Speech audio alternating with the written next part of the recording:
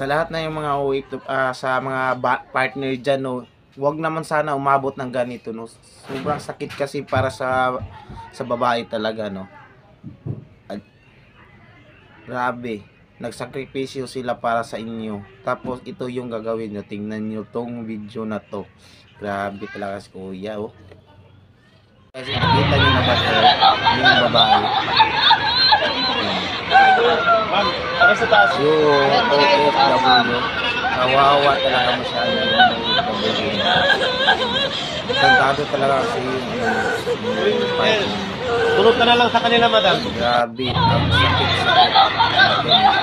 Yung aalis ka na tapos hindi ka kakaalis kasi pinunit niya.